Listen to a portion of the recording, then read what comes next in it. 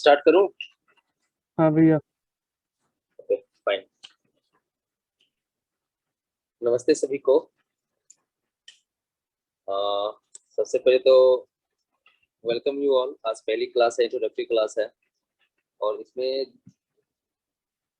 हम लोग की एक छोटी सी क्लास होगी है जिसमें हम लोग डिस्कस करेंगे थोड़ा पेपर किस तरह से आ रहे हैं। आई थिंक बहुत लोगों ने अभी तक ऑब्जर्व किया होगा या खुद से सर्च किया होगा यूट्यूब वगैरह पर। जगह जगह अलग अलग लिंक हैं, बहुत सारे वीडियोज आए हुए हैं। CUCT के पेपर किस तरह से होंगे इस बार, किस तरह से होने वाले हैं, तो उसी से रिलेटेड हम लोग थोड़ा सा डिस्कस करेंगे कि किस पेपर में क्या क्या टॉपिक्स हैं, क्या क्या टॉपिक्स आ रहे हैं, आपको किस तरह से प्रिपरेशन करना है, उसके लिए हम लोग किस तरह से आपको हेल्प कर सकते हैं, किस वे में। बिकॉज सबसे पहली बात तो हम लोग के लिए भी बहुत नया है, ये इस बार स्टार्ट हुआ है, तो सारा कुछ प्रिपेयर करना और ये सब मैनेज करना हमारे लिए भी नया है। लास्ट ईयर तक जो भी था वो पुराना चला आ रहा था, तो it was easy, but this year syllabus change, सारा कुछ चेंज हो गया है। तो ज्यादा टाइम ना लेते हुए हम लोग स्टार्ट करते हैं। ध्रुव भैया सबको खुद को अनम्यूट करने के लिए अलाउ कर दो, ताकि थोड़ा सा इंटरेक्टिव सेशन हो जाएगा। और एक बार में एक ही लोग बोले तो बेटर है, ज्यादा बोलेंगे तो फिर किसी की आवाज नहीं आएगी। ओके भैया। हाँ, सबसे पहले आप लोगों ने फॉर्म फिलअप कर लिया है सब? कोई है जिसे फॉर्म फिलअप करने में यस सर, कर लिया है फॉर्म फिलअप। हाँ सर, कर लिया सबने। डन सर, हो गया भैया।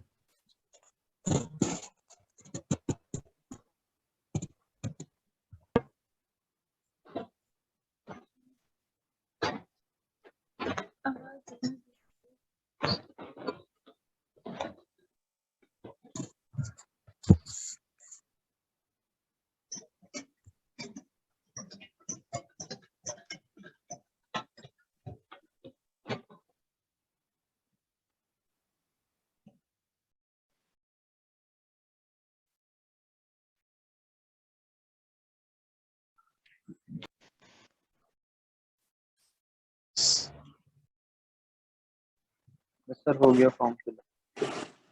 हाँ, बट इस बार कोई भी ऐसा नहीं आ रहा है जीके वगैरह, फॉरेन जीके पढ़ने की जरूरत नहीं है। हाँ, करंट अफेयर्स में जो भी रिसेंटली होंगे वो भी डिस्कस करेंगे हम लोग, करंट अफेयर्स में क्या क्या आप लोगों को कवर करना है। बट जो फॉरेन जीके लास्ट ईयर का सिलेबस था वो इस बार नहीं है, तो वो एक थोड़ा चैन के सांस ले सकते हैं आप लोग। उतना कवर नहीं कर, 12-13 कंट्रीज के सारे हिस्ट्री, ज्योग्राफी, ये सब कवर नहीं करना पड़ेगा आपको। तो जिन्होंने सिलेबस देखा है, first A section, first A जो था आपका इंग्लिश का पेपर, जिसमें आपने इंग्लिश चूज किया होगा, इंग्लिश का पेपर था।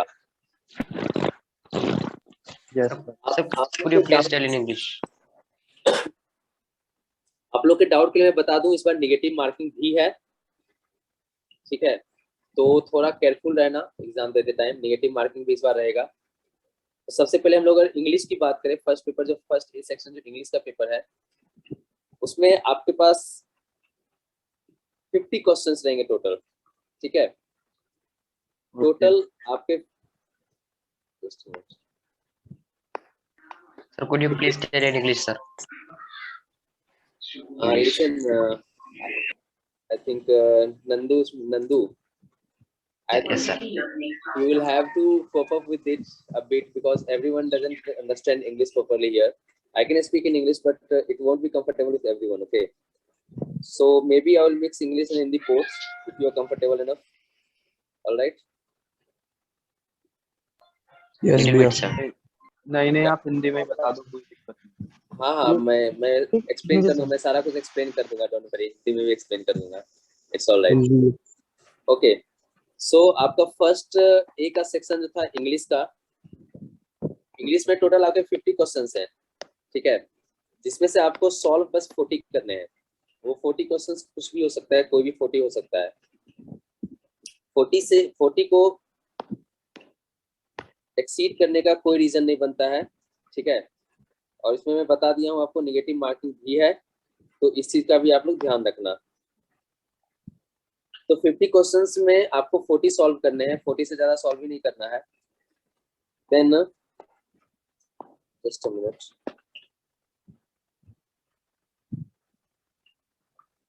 हाँ 40 से आगे आपको सब एक्सीड नहीं करना है, कोई फायदा नहीं है आपके।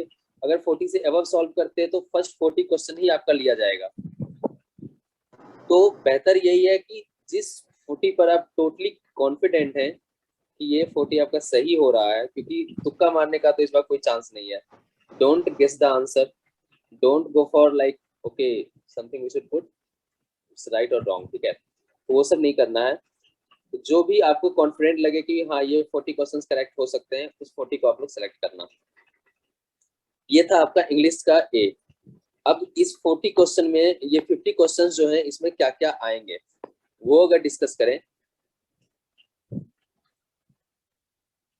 तो आपका सबसे पहले कॉम्प्रिहेंशन है, रीडिंग कॉम्प्रिहेंशन, ठीक है।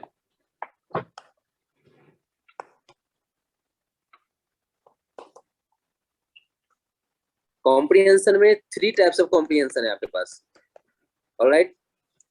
ये 3 टाइप कौन कौन है? तो फर्स्ट वाला जो होगा आपका फैक्चुअल होगा। अब क्वेश्चन है फैक्चुअल कॉम्प्रिहेंशन क्या होता है। फैक्चुअल कॉम्प्रिहेंशन जो आप करेगा उसमें डाटा रहेंगे, फैक्ट्स रहेंगे आपके पास, ठीक है। तो उससे रिलेटेड जो आपके पास क्वेश्चंस होंगे, कॉम्प्रिहेंशन होंगे, उस पे डाटा बेस्ड कॉम्प्रिहेंशन रहेगा और क्वेश्चंस भी उसी से रिलेटेड होगा।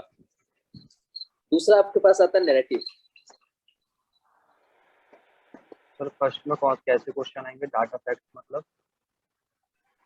देखो कैसे क्वेश्चन आएंगे ये मुझे भी नहीं पता। फैक्चुअल क्वेश्चन का मतलब होता है कि उसमें फैक्ट्स ज्यादा रहेंगे, उसमें डाटा बेस्ड हो सकता है कि कोई कॉम्प्रिहेंशन आपका पैराग्राफ दे दिया जिसमें डाटाज है, ठीक है। हाँ तो उस बारे में बता रहा था कि उसके ऊपर क्वेश्चन आ सकता है। देन सेकंड टाइप आपका नेगेटिव है। अनसीन की तरह क्या? क्या? जो पैसेज की तरह, पैसेज। हाँ ये पैसेज की बात हो रही है, ठीक है। प्लीज म्यूट कर लो खुद को, म्यूट कर लो भाई।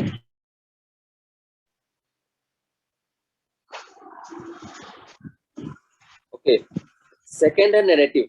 नैरेटिव जो होता है, नैरेटिव मतलब हो गया कि कोई स्टोरी टेलिंग है, स्टोरी बेस्ड क्वेश्चंस हैं या कुछ हिस्टोरिकल आपका हो जाएगा, ठीक है। तो सेकंड पैसेज आपका नैरेटिव है। और जो थर्ड पैसेज होगा वो है लिटररी। लिटररी में आपका लिटरेचर से रिलेटेड हो सकता है, कल्चर से रिलेटेड हो सकता है। Aryan please mute yourself. Sorry sir. जब बोलना हो, जब मैं कुछ पूछूं उसी समय प्लीज आप लोग अपने आप, ये नहीं तो क्लासेस डिस्टर्ब होती रहेंगी। ओके सो ये 3 जो आपके पास पैसेज हैं, फैक्चुअल, नैरेटिव, लिटररी, तो ये तीनों पैसेज आपके आने वाले हैं। आप गेस कर सकते हो कि लाइक 3 पैसेज में आप या तो 4-4 क्वेश्चन रहेंगे, तीनों से 5-5 क्वेश्चन हो सकते हैं, तो 12 और 15 क्वेश्चन आपके पैसेज के हो जाएंगे। और पैसेज जो होता है आपका स्कोरिंग होता है। अगर आप सही से पढ़ रहे हैं, कॉम्प्रिहेंशन को समझ रहे हो, पढ़ रहे हो, तो ये आप सॉल्व कर सकते हो इजीली। और हमेशा याद रखना जब भी पैसेज सॉल्व करने के लिए जाओ तो 1 से 2 बार पैसेज को थोरोली रीड करो, ठीक है।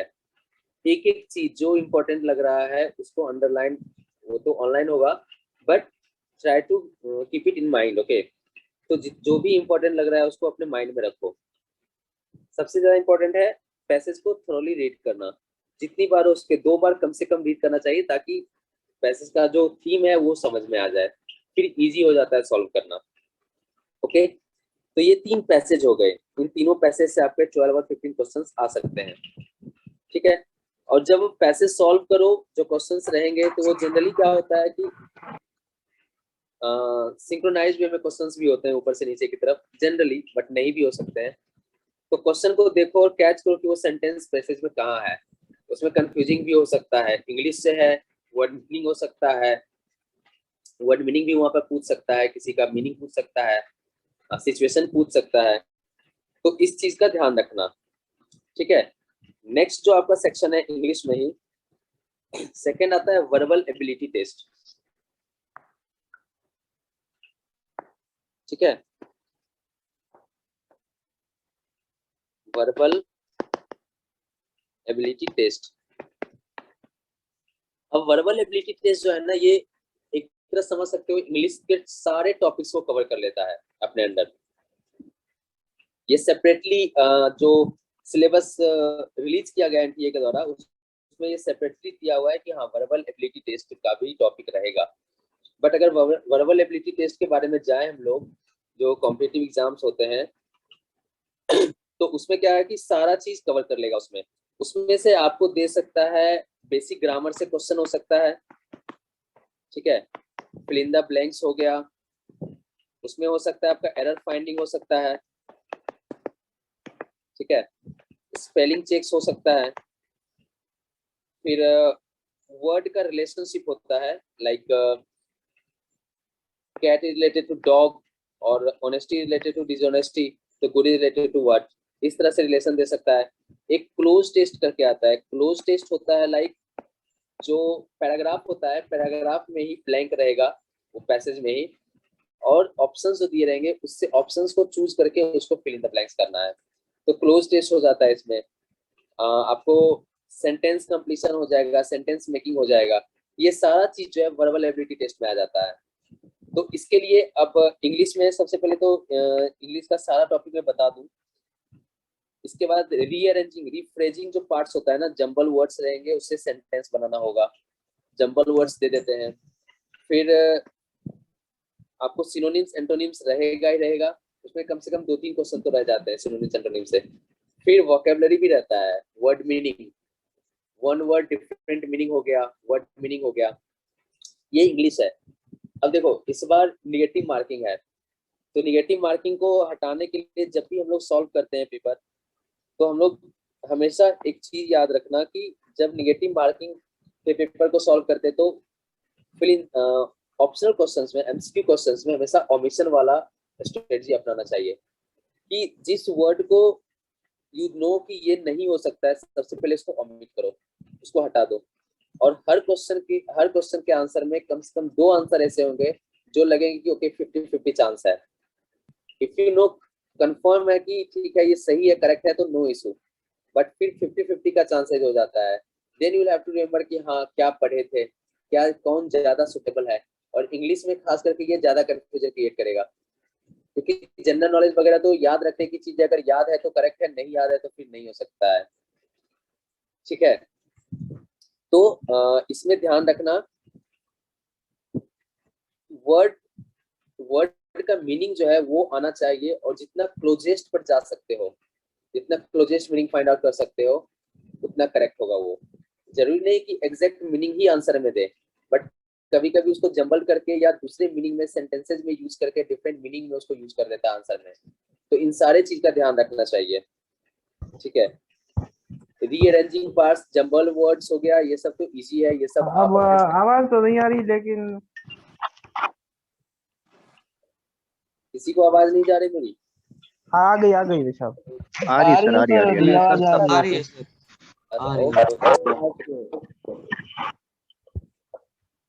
ठीक है सर क्वेश्चन है सर पेपर कितने नंबर का होगा इस बार?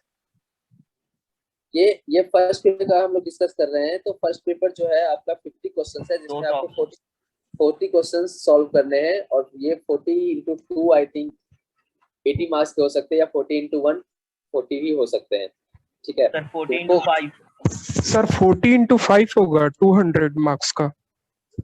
ओके, तो ये देख लेना, क्योंकि इसके बारे में मुझे जानकारी नहीं है कि मार्क्स कितना है, ठीक है, मैंने नहीं देखा है, वो नहीं सर्च किया है। ऑफिशियल नोटिफिकेशन आ चुका है सर। हाँ अच्छी बात है, मैं बोल रहा हूँ मैं नहीं देखा हूँ नोटिफिकेशन, ठीक है। तो ये अगर जान रहे हो तो अच्छी बात है, ठीक है। 5 मार्क्स के हो सकते हैं एक क्वेश्चन। तो ये इंग्लिश वाला पार्ट मिलेगी। इंग्लिश वाले पार्ट में किसे इशू है कि क्या कुछ रह गया या कुछ समझ में नहीं आ रहा है कि ये कैसा आएगा, ये इस पार्ट से क्या क्वेश्चन आ सकते हैं? Hello sir number of tuition पे हम वोकैबुलरी कैसे प्रिपेयर करेंगे? First of all lower your hand and raise 1 by 1। कैसे प्रिपेयर करेंगे ये मैं एक बार सारा चीज एक्सप्लेन कर दूं, फिर मैं बताऊंगा आप लोगों को क्या करना चाहिए। सर कॉम्प्रिहेंशन में बहुत प्रॉब्लम होता है। कॉम्प्रिहेंशन, देखो कॉम्प्रिहेंशन सॉल्व करने का सबसे इजी वे है कि सबसे पहले 2 बार तो कम से कम पढ़ो और जो थीम है उस थीम को सबसे पहले क्लियर करो।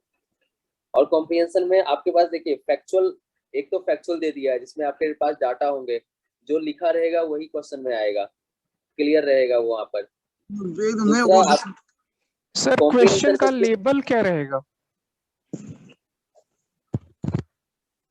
देखो क्वेश्चन का लेवल एसएससी लेवल नहीं रहेगा, ठीक है। क्वेश्चन का लेवल जो होता है, जैसे जेएनयू का एग्जाम जो पहले दिए होंगे, जिस लेवल का इंग्लिश पूछता था वही पूछेगा।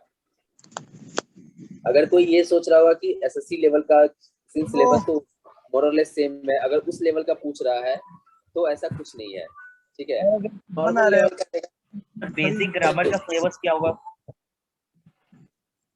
इंग्लिश ग्रामर में प्रीपोजिशन, आर्टिकल्स, कंजंक्शन, ठीक है। सेंटेंस मेकिंग के लिए देन एंटोनिम, सिनोनिम्स आ जाएंगे। ऑनलाइन कोर्स खरीदे नहीं? देखो ऑनलाइन कोर्स खरीदना चाहिए नहीं खरीदना चाहिए ये सब आपका खुद का डिसीजन है। मैं किस बेसिस पर बोलूं कि आप खरीदो कि ना खरीदो? एक बार सिलेबस लुक अजय पाल, एक बार सिलेबस मैं एक्सप्लेन कर देता हूँ, उसके बाद मैं ये भी बता दूंगा कि कैसे आप लोग प्रिपेयर करो, आपको क्या करना चाहिए, क्या आपके लिए ज्यादा यूजफुल रहेगा, ठीक है। उसके बाद अगर फिर कोई डाउट लगे कि क्या करें क्या नहीं, फिर आप पूछना लास्ट में। एक बार P1 P2 कैटेगरी रहेगी या हट जाएगी? यार अभी हम लोग सिलेबस डिस्कस कर रहे हैं, इसमें P1 P2 कैटेगरी इंपॉर्टेंट है क्या? सर मैं कह रहा था एक बार बुक्स भी रेफर कर देना कि हमें कौन सा बुक चाहिए। मैं सब कुछ रेफर करूंगा, बट वेट करो, अभी मुझे सिलेबस एक्सप्लेन करने दो प्लीज। जो सिलेबस जानते हैं बहुत अच्छी बात है, आप लोग वेट कर लो या 15 मिनट बाद ज्वाइन कर लेना। जो नहीं जानते हैं प्लीज मुझे उनके लिए एक्सप्लेन करने दो। Please listen to sir. ठीक है, सर लैंग्वेज इंग्लिश क्या? Okay sir, okay okay. तो ये फर्स्ट पेपर था। अब सेकंड जो डोमेन वाला था, डोमेन सेक्शन आप लोग के लिए था नहीं, अब सीधे जनरल टेस्ट आप लोग को देना है जेएनयू के लिए। जनरल टेस्ट कॉमन टेस्ट है, जो भी जहाँ पर डोमेन सब्जेक्ट एग्जाम नहीं देना है वह जनरल टेस्ट देना है। तो उसका भी कुछ सिलेबस एनटीए ने रिलीज किया था, उसमें आपके 5 सेक्शन से टोटल, अगर जो ऑलरेडी सिलेबस के थ्रू जा चुके उनको पता होगा। 5 सेक्शन में हर सेक्शन से 12 क्वेश्चंस रहेंगे, सॉरी 15 क्वेश्चंस रहेंगे, 15 क्वेश्चंस रहेंगे जिसमें से आपको 12 सॉल्व करने हैं। 12 into 5 मतलब कि टोटल 60 क्वेश्चंस आपको सॉल्व करने हैं आउट ऑफ 75। तो 75 में से 60 क्वेश्चन सॉल्व करने हैं आपको। और इस चीज का ध्यान रखना, 65 से 60 से 61 करने की कोई आवश्यकता नहीं है, ठीक है। तो इस चीज का विशेष ध्यान रखना आप लोग, ठीक है। तो टोटल 60 क्वेश्चन सॉल्व करने हैं। अब ये 5 सेक्शन क्या क्या है? तो सबसे पहले आपका आता है GK and current affairs, general knowledge and current affairs. इसके बारे में विशेष बताने की जरूरत तो है नहीं, करंट अफेयर्स क्या होता है। जनरल नॉलेज में आपका जो भी इंडिया का हिस्ट्री, ज्योग्राफी, पॉलिटीज हो जाता है, ठीक है। तो इससे रिलेटेड आप लोग जितना पढ़ सकते हैं, जितना नॉलेज है आपका डीप में, उतना बेटर है। और ये कैजुअल नॉर्मल सा पूछता है जो हर एग्जाम में जो पूछता है। अब जो कभी लुसेंट वगैरह या ये लुसेंट वगैरह से कभी पढ़े होंगे जनरल नॉलेज वाले क्वेश्चन सब, तो वो सब इजी हो जाएगा।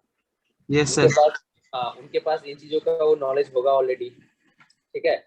तो ये जनरल नॉलेज और करंट अफेयर्स वाला पार्ट है, जो कि आपको I think current affairs last 1 year के कर सकते तो ठीक है, नहीं तो कम से कम अक्टूबर के बाद तक का तो कर ही लेना चाहिए।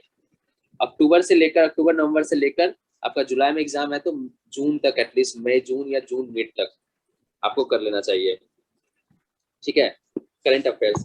दूसरा सेक्शन जो है वो आपका है जनरल एबिलिटी। अब जनरल एबिलिटी में भी ये कोई पार्टिकुलर टॉपिक नहीं है, जनरल एबिलिटी, ठीक है। इसमें बहुत कुछ इंक्लूड हो जाता है जनरल एबिलिटी में। कहीं कहीं आप देखोगे रीजनिंग, मैथ्स, जनरल साइंस हो गया, जनरल अवेयरनेस से रिलेटेड क्वेश्चंस हो गए, सारे हो जाते हैं। तो रीजनिंग मैथ्स का तो आपका सेक्शन अलग कर दिया है, तो इसमें आ जाएगा आपका जनरल एबिलिटी में, आप जनरल साइंस से आपको क्वेश्चन आ सकता है। जनरल साइंस से मतलब आप समझ सकते हैं, इन्वायरमेंटल साइंस हो गया, इन्वायरमेंट से रिलेटेड हो गया, सोलर सिस्टम हो गया, इन चीजों से रिलेटेड अगर क्वेश्चन आ सके तो ठीक है। फिर आपका जनरल अवेयरनेस हो गया। जनरल अवेयरनेस भी लगभग जनरल नॉलेज से रिलेटेड है कि आपको जितना पता होना चाहिए वो बेटर है। फिर आपका इसमें कंप्यूटर साइंस से क्वेश्चन आ सकता है, और इसका थोड़ा कम चांस है कंप्यूटर साइंस से, बट एक आध दो क्वेश्चन आ सकता है क्योंकि जेएनयू के एग्जाम में हमेशा पूछा है इससे, ठीक है। फिर आपका verbal reasoning, verbal non verbal reasoning आ सकता है, अल्फाबेट से रिलेटेड, कोडिंग डिकोडिंग, मतलब ये सब रीजनिंग जो है ये सब रीजनिंग उधर इंक्लूड नहीं किया है, तो इसलिए कोडिंग डिकोडिंग हो गया, नंबर सीरीज हो गया, ठीक है। फिर आपका अल्फाबेट से रिलेटेड सीरीज हो जाता है। तो ये सारे टॉपिक्स जो हैं ये आपके जनरल एबिलिटी में आ सकता है। तो जनरल साइंस हो गया, जनरल अवेयरनेस हो गया, कंप्यूटर साइंस हो गया, इन चीजों पर थोड़ा विशेष ध्यान देना। आप लोग जितना कवर कर सकते हो उतना बेटर। आपका थर्ड सेक्शन, हाँ हेलो सर, मैथ नहीं आएगा क्या? आपकी आवाज नहीं आई, क्या पूछा आपने? पूछ लिया, मैथ से नहीं आएगा। टाइप कर सकते हो क्या? मुझे ये समझ नहीं आ रहा है क्या पूछ रहे हैं। अरे ये पूछ रहे हैं मैथ से क्वेश्चन नहीं है। अभी बता रहा हूँ मैथ का आगे है, मैथ का आगे है, सेक्शन आगे है, अभी मैं बता रहा हूँ। अभी तो 2 ही सेक्शन हमने कंप्लीट किया है, अभी 3 सेक्शन इसमें बाकी है। ओके हाँ, ठीक है। जो थर्ड सेक्शन है आपका वो है न्यूमेरिकल एबिलिटी। हाँ सर मैं ये कह रहा था कि करंट अफेयर्स किस लेवल के आएंगे, वर्ल्ड के आएंगे या सिर्फ इंडिया के आएंगे? वर्ल्ड लेवल पर। वो करंट अफेयर्स में बताऊंगा आप लोगों को क्या कवर करना चाहिए, मैं बताऊंगा थोड़ी देर में। आपका थर्ड सेक्शन है न्यूमेरिकल एबिलिटी है। न्यूमेरिकल एबिलिटी में जनरल मैथ्स आ जाता है, जो बेसिक मैथ्स आपने 8 तक पढ़ा होगा ना, ठीक है, जो बेसिक मैथ्स पढ़ा होगा वो आ जाता है आपका जनरल एबिलिटी में। हाँ हेलो सर, जैसे अभी बोर्ड चल रहे तो उस पे फोकस करें या इसकी प्रिपरेशन करें? सॉरी क्या पूछे? अभी बोर्ड चल रहे तो इसकी प्रिपरेशन करें या उसकी करें अभी? ये तो यू शुड डिसाइड, मैं कैसे बताऊं किसकी प्रिपरेशन करनी चाहिए। प्रायोरिटी करना पड़ेगा, दोनों मैनेज कर सकते हो तो ठीक है। अगर लगता है कि बोर्ड का एग्जाम देने के बाद 1 महीने में ये कवर कर सकते हो तो बेहतर है, अदरवाइज मैं कैसे बताऊं कि आपके लिए क्या इम्पोर्टेंट है। बोर्ड्स के बीच में काफी ओके, तो थर्ड सेक्शन जो न्यूमेरिकल एबिलिटी है जिसमें आपको बेसिक मैथ्स पूछते हैं। अब बेसिक मैथ्स में जो कुछ टॉपिक्स हैं, आप लोग सब अभी 12th किए हैं, 8 तक पढ़ाई होगा। रेशियो हो गया, एवरेज हो गया, एवरेज पर आपका परसेंटेज हो गया, ठीक है। देन आपका टाइम एंड स्पीड हो गया, टाइम एंड डिस्टेंस हो गया, ओके। फिर नंबर सिस्टम हो गया। तो ये सब कुछ टॉपिक्स हैं जो आपको देखना चाहिए। प्रॉफिट लॉस हो जाता है इसमें, ठीक है। मतलब 8 तक जितना भी आपने टॉपिक ये सब बेसिक पढ़ा होगा, इसमें से आपको 15 क्वेश्चन आ जाएंगे, ठीक है, जिसमें से आपको 12 सॉल्व करने हैं।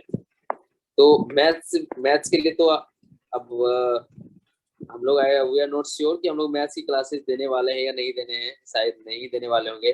तो आप लोग मैथ्स का अपना जितना प्रैक्टिस कर सकते हो उतना बेहतर है, ठीक है। RS Agarwal more than enough है भैया। We will also give math classes. जो फोर्थ सेक्शन है वो आपका क्वांटिटेटिव एप्टीट्यूड है, ठीक है। ये बेसिकली रीजनिंग का है, ठीक है। अब इसमें क्या पूछता है, रीजनिंग में आपका जो क्वांटिटेटिव रीजनिंग हो जाता है, इसमें आपका मैथ से ही रिलेटेड पूछेगा, लेकिन कुछ टॉपिक्स जो आपको उसमें नहीं पूछ रहा है, लाइक अरिथमेटिक हो जाता है, ठीक है। फिर आपका अलजेब्रा हो जाता है, एरिया एरिया एंड वॉल्यूम जो मेंसुरेशन चैप्टर है वो हो जाता है। Hello sir. स्टेट्स हो जाएगा, स्टैटिस्टिक्स हो जाएगा। इसमें स्टैटिस्टिक्स में आपको ग्राफ आ सकता है, एक दो तो ग्राफ हो जाएगा, वेन डायग्राम आ जाएगा, ठीक है। तो ये सब टेबल्स आ सकता है, टेबल से रिलेटेड आ सकते हैं क्वेश्चन। तो ये फोर्थ सेक्शन जो है क्वांटिटेटिव रीजनिंग, इसमें आपको यही सब चीज पूछेगा। और ये देखिए, ये हमने भी गेस ही किया है क्योंकि एनटीए ने हमें कोई हार्ड एंड फास्ट रूल लिख के नहीं दिया है कि क्वांटिटेटिव रीजनिंग में क्या क्या टॉपिक्स इंक्लूड करेगा। तो हम लोगों को जो भी पॉसिबल लगा है, जो भी पॉसिबल लगा है, ग्रुप म्यूट कर देना।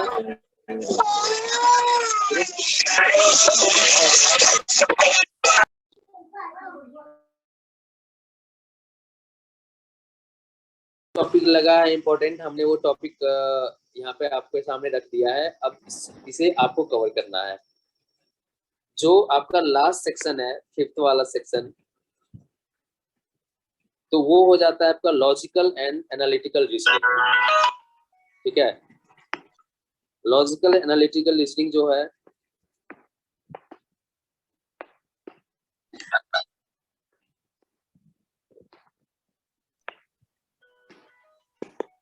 अब इसमें भी आपका वेन डायग्राम हो जाता है, आपका सिलोजिज्म हो जाता है। आई थिंक इससे इस टॉपिक से सभी कोई परिचित होंगे। सिलोजिज्म क्या होता है?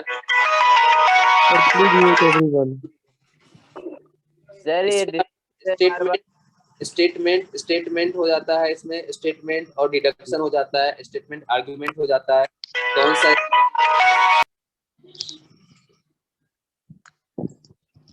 सर इसको किक आउट नहीं कर सकते क्या आप, जो ये बार बार परेशान कर? ये युवराज सिंह को निकालो सर किक आउट कर दो ना आप इसको। ये जो सिलोजिज्म होता है इसमें स्टेटमेंट एंड कंक्लूजन होता है, स्टेटमेंट आर्गुमेंट हो जाता है, जंक्शन हो जाता है। लाइक कोई सिचुएशन दे दिया, उसमें 3 स्टेटमेंट दे देंगे, 4, उसमें से आपको बताना है कि कौन सा स्टेटमेंट करेक्ट है, ठीक है। उसके बाद इसमें और आपको डायरेक्शन से रिलेटेड क्वेश्चंस आ सकते हैं।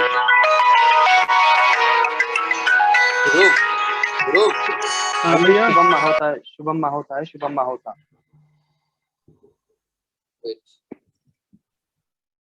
शुभम माहोता नाम है। ध्रुव सबको म्यूट कर दो यार।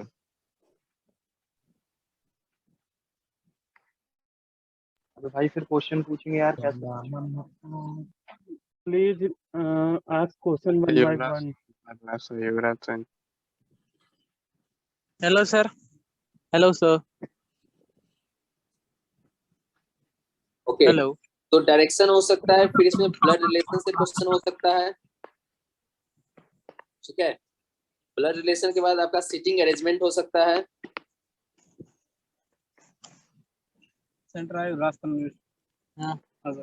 आपका डिस्टेंस से रिलेटेड कोई क्वेश्चन हो सकता है। तो ये रीजनिंग का है जो आपको इसमें क्वेश्चन रहेंगे, टॉपिक से रहेंगे, इससे बाहर नहीं जाएंगे। Direction, blood relation, seating arrangements हो जाएंगे, डिस्टेंस हो जाएंगे, ठीक है।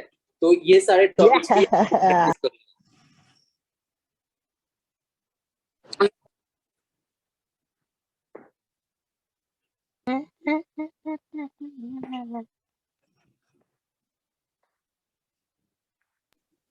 ठीक है। तो ये आपका पांचों सेक्शन था थर्ड पेपर का, जिसमें हर सेक्शन में 15 क्वेश्चंस हैं, ठीक है, और 12 क्वेश्चंस आपको अटेम्प्ट लेने हैं। अब जैसा कि हर कोई पूछ रहे थे,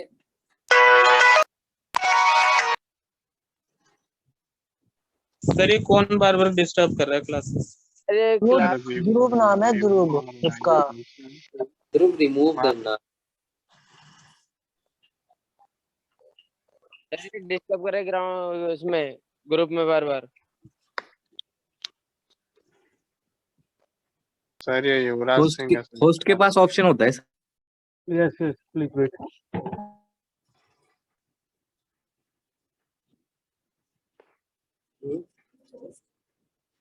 हाँ मैं बात कर रहा हूँ, चलिए।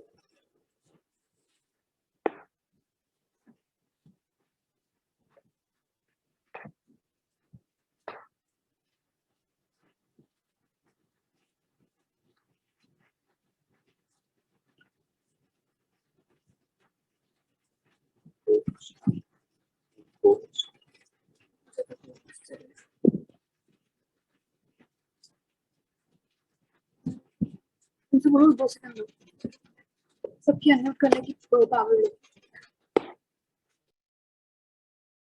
भैया आप करिए कंटिन्यू।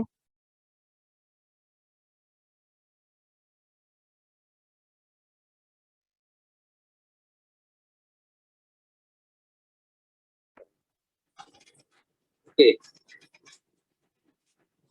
तो अब जिन्हें जिन्हें डाउट था कि प्रिपरेशन कैसे करना है और हम लोग किस वे में हेल्प कर सकते हैं,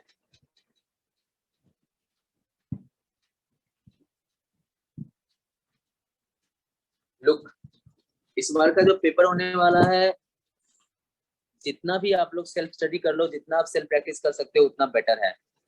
सेल्फ प्रैक्टिस कहाँ से करोगे? जितने भी टॉपिक हमने भी लिखे हैं, जितने भी टॉपिक लिखे हैं वो सारे टॉपिक्स रिलेटेड आपको नेट पर बहुत सारे आर्टिकल्स मिल जाएंगे, प्रैक्टिस पेपर मिल जाएंगे, ठीक है। यूट्यूब पर आपको उससे रिलेटेड वीडियोस मिल जाएंगे। ओके, हम लोग आपको मॉक टेस्ट प्रिपेयर करा के देंगे, बीच बीच में किसी किसी टॉपिक्स की क्लासेस कराएंगे, जो टॉपिक्स हमें लगेगा कि ज्यादा जरूरत है, ज्यादा इंपॉर्टेंट है आपको, या फिर आपको कोई टॉपिक पढ़ना है कि हाँ ये टॉपिक समझ में नहीं आ रहा है, ये टॉपिक की क्लास हो जाती तो अच्छी बात है, तो आप लोग वो भी बता सकते हो, हम लोग उस टॉपिक से रिलेटेड क्लासेस रखवा देंगे, ठीक है। लेकिन ये जितने भी टॉपिक हमने अभी एक्सप्लेन किए हैं, सारे टॉपिक से रिलेटेड आपको अच्छे खासे प्रैक्टिस पेपर्स मिल जाएंगे नेट पर।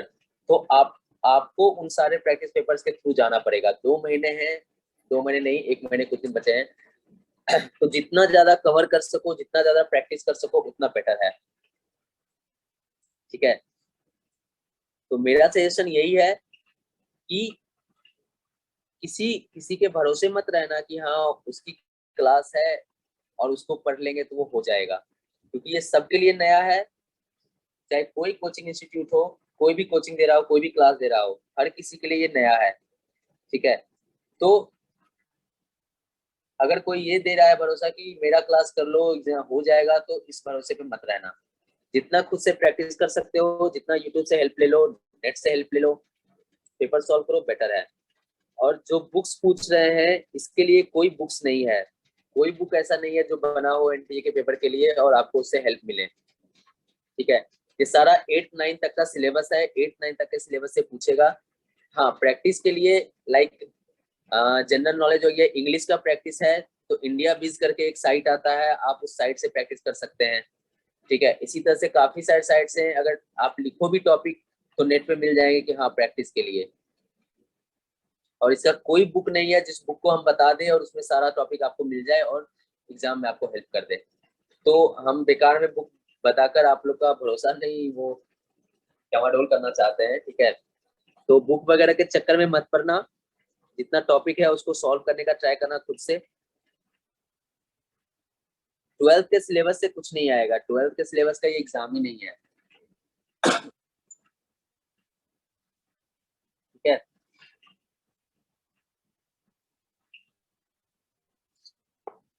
अब किसी का क्वेश्चन है, किसी को कुछ डाउट है? जनरल एबिलिटी होता है, जनरल एबिलिटी में तुम्हें जनरल साइंस हो जाएगा, जनरल अवेयरनेस हो जाएगा, कंप्यूटर साइंस हो जाएगा, कुछ कोडिंग डिकोडिंग या फिर नंबर सीरीज से रिलेटेड कुछ रीजनिंग्स हो सकता है, ठीक है। ये हमने गेस किया है, हमें लगता है कि यही होगा। डोमेन स्पेसिफिक सब्जेक्ट से हमारा कोई लेना देना नहीं है। डोमेन स्पेसिफिक सब्जेक्ट्स उन लोग के लिए है जो दूसरी यूनिवर्सिटीज में से बीए ऑनर्स करना चाहते हैं, like social science, arts, math, science, general science, chemistry, physics, ठीक है, सोशियोलॉजी, इस तरह से कुछ कुछ है। तो आपको अगर उससे प्रिपरेशन करना है तो हम लोग का उससे कोई लेना देना नहीं है, क्योंकि उसकी क्लासेस हम लोग नहीं दे सकते, हमारे सिलेबस में वो नहीं है, ठीक है। तो उसका यहाँ पे कोई मतलब नहीं बनता है। मैथ्स का लेवल 8 तक का होगा, 8 से ज्यादा नहीं होगा, और फॉरेन जीके नहीं आने वाला है।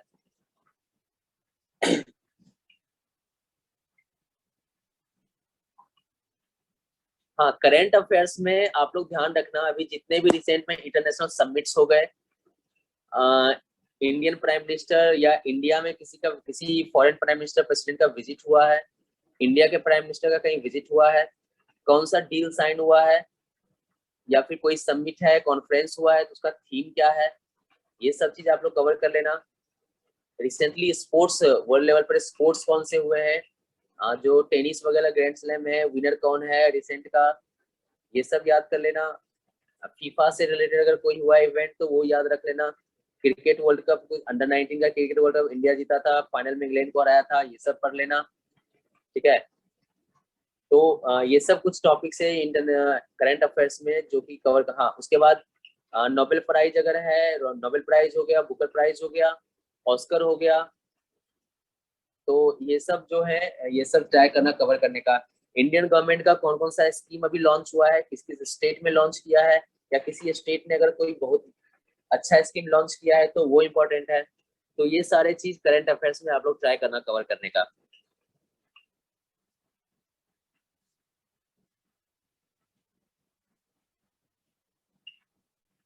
यार मैथ रीजनिंग की कोई बुक नहीं है, मैं फिर से बता रहा हूँ, आप लोग को खुद से वो देखना पड़ेगा कहाँ से जीके की रीजनिंग की प्रैक्टिस कर सकते हो।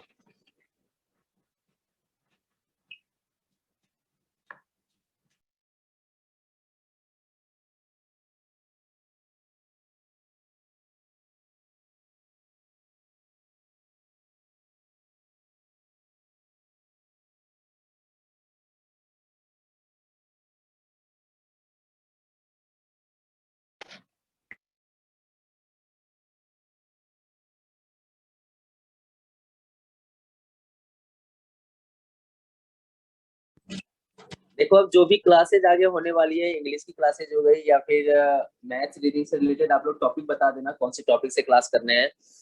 तो ये अभी ध्रुव है या फिर विकास से कांटेक्ट में होंगे आप लोग, दिव्या से कांटेक्ट में होंगे, कुछ और लोगों से कांटेक्ट में आए होंगे आप लोग, तो उनके थ्रू आप लोग कन्वर्सेशन करना, कम्युनिकेट करना, ठीक है। तो वो लोग आपको क्लासेस कंडक्ट कराने या फिर उसका इन्फॉर्मेशन जो होगा वो आपको अवेल करा देंगे, प्रोवाइड कर देंगे, ठीक है।